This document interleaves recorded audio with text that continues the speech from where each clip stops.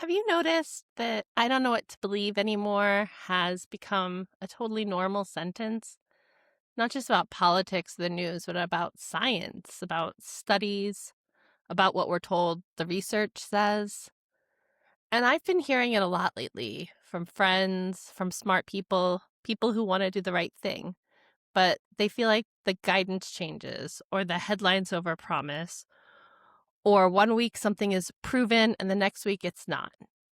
So today I want to take a break and talk about something called the replication crisis, and more importantly, how people are trying to fix it. This episode is slightly different in format. I'm going to use a few short clips from an episode of Planet Money hosted by Mary Childs and Alex Horowitz-Ghazi. The episode follows an economist named Abel Brodeur and his project, the Replication Games. Think of it like a hackathon where teams try to reproduce the results of published research to see if it holds up.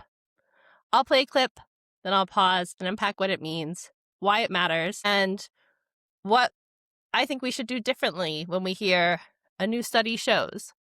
Quick note, Toni's out for a couple weeks, so it's just me today. Okay, let's get into it.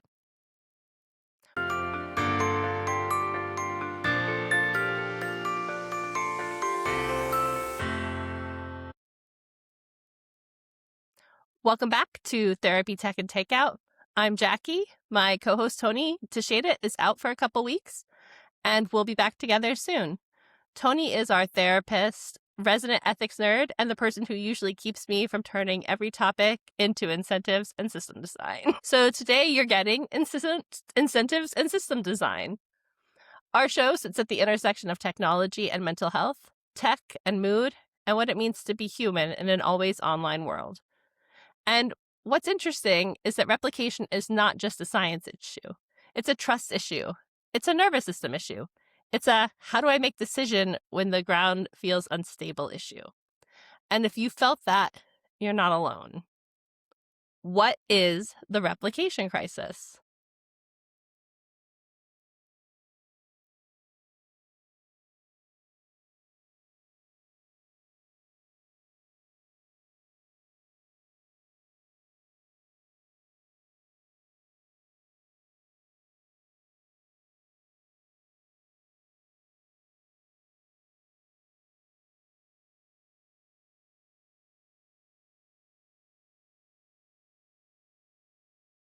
Okay, so that's the cleanest explanation. Technology made it easier to crunch data, and then we started checking. And a lot of results did not hold up. Let me translate that into everyday language. Replication is basically asking if someone else follows the same steps, do they get the same outcome? And in science, that's the whole point. If something is true, it should show up again. Now, I want to be careful here because people hear replication crisis and jump to science is fake. That's not the move. A more accurate takeaway is science is a human system. It's produced by humans with deadlines, careers, pressures, and incentives. And whenever you have pressure and incentives, you can get distortions. The other thing is, this matters extra in topics like mental health, wellness, parenting, productivity, diet, culture, sleep, anxiety, all the stuff we live inside of. Because when the science feels wobbly, people either get cynical or they get hooked on whoever sounds most confident. And confidence is not the same thing as truth. So for the rest of the episode, I want to explore two big questions. Why did replication get so messy? And what are people doing to make the science more robust, more trustworthy, and more honest? This part is painful because it's so relatable.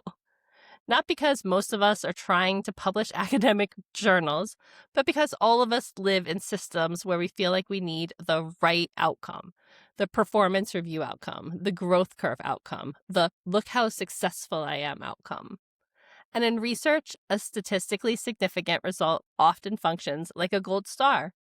It reads as, this matters, this is real, pay attention. But here's the problem.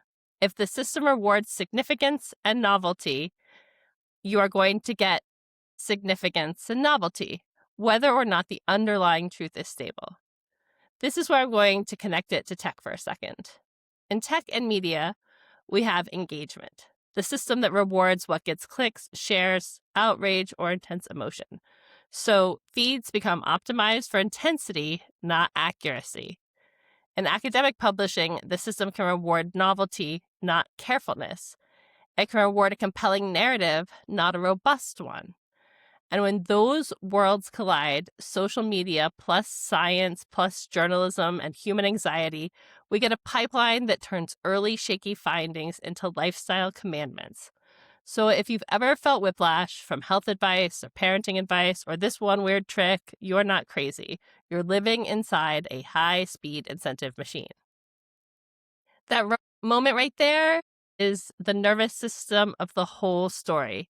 You can hear the dopamine hit. I did it. I got the result. And then the come down. Wait, what did I just do? This is the part where I want to slow down and be really compassionate to the humans inside the system. Because most people are not cartoon villains twirling their mustaches like I will manipulate science. It's usually more subtle. I've worked on this for months. My career depends on publishing. Everyone expects the effects to be there. Maybe I just need to look at it one more way. And it's not always conscious. It becomes a series of tiny choices that add up.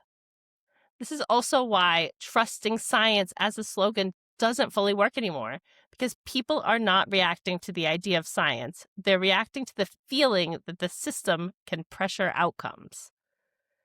And that's an important distinction. If you've had moments of thinking, what can I even trust? I want to offer a reframe. You don't need perfect certainty to make good decisions.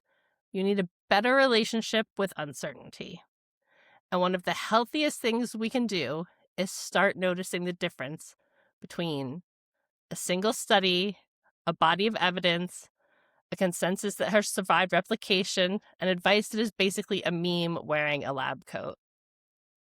Okay, first of all, that analogy is hilarious. Second, it's dead accurate. Published research is a cleaned up narrative. It's the best outfit, best lighting, best angle version. But behind it are choices. What data got excluded? What model got run? Which variables were included? How many things were tried before the final version appeared? That's not automatically bad. Exploration is part of research. The issue is when the cleanup hides the mess in a way that changes what we think is true. And this is where replication becomes an act of transparency. Replication says, show me the steps, show me the kitchen, not just the plated dish.